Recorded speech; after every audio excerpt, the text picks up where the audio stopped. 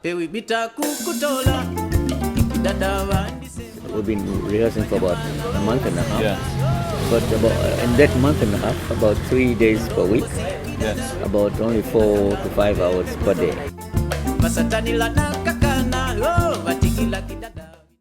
What's your idea for your next movie? I'm working on a documentary right now, and this would be my first feature-length documentary. I'm co-directing it with Rebecca Corey, who's with the Tanzania Heritage Project. It's again a really interesting thing. You see, with Tanzania and with African cinema, documentaries tend to either be about the Serengeti, the safaris, or NGO-driven documentaries, which are just about that these number of people who need malnutrition children, they need to be given food, etc., etc. So what about creative documentaries? What about having documentaries that are talking about just things that we're always forgetting about, but happen at the Kidiweni, at the stone where we hang out? So Rebecca Corey, who's part of the Tanzania Heritage Project, has been digitizing reel tapes of Zilipendwa music, which is a music from an era in the 70s and the 80s, and was very strongly related to Ujamaa philosophy and Nyerere socialist policies. So, and you know, I mean, that's a socialist policy that's been dying out and literally dead by now. So is the music. We only have 2 bands left, and these are the 2 bands that have the horn section, which is something that doesn't exist anymore.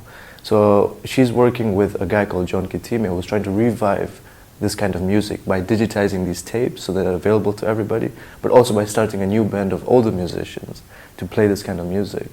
So I thought the idea was amazing. I said, we have to document it. So we've been co-directing this documentary of this journey of these musicians trying to sign with a record label and also trying to just revive this music and play to the ears of younger Tanzanians as well. It's also a story of Tanzanian history. Exactly. Yeah. So we're trying to make that relation between the socialist policies and just the idea of national unity and what it meant as a cultural identity to be Tanzanian, you know, from language to even music to art, all these things that are slowly dying out because of economic policies that are in place right now. Neoliberalism has completely, you know, wiped out, put a clean slate on art, on culture, and on social identity. So it's, I think, a good way to address it through Zilipendwa music. But it is market forces that are driving the Tanzanian film industry. So what's the state of the Tanzanian film industry at the moment? I don't like to call it the film industry just because we still lack the basic structures and pillars of an industry. It's more of a film sector, but a growing at crazy rates film sector. So I started doing this around 3 years ago, and I've released 2 short films that did quite well in the festival circuit internationally, and also played at our local cinemas, which is not a common phenomenon in Tanzania. But the one thing that I've learned is that people are dying to tell their stories, and we have so many filmmakers, but the structures that are in place right now make it very hard for us to be able to tell the right kind of stories, because we're forced into a certain kind of storytelling to be able to apply to the market right now. And we're trying to change that. There are a couple of filmmakers out there that are trying to change that. Why aren't we telling our stories, our daily stories that we're not hearing on the big screen? So the market right now asks you to work with the famous faces as opposed to telling good stories so that people will go and buy it. We've created a culture ourselves, we've created a culture of filmmaking that's only catering to the distributors. And the distributors are calling the shots as opposed to the producers or artists. So you have businessmen who are controlling what kind of art we are creating, and that anywhere in the world is a problem. So, I mean, there are filmmakers out there who are trying to stand up against that. We're trying to stand up against that. But of course, the effect is that you don't end up distributing your films on DVD.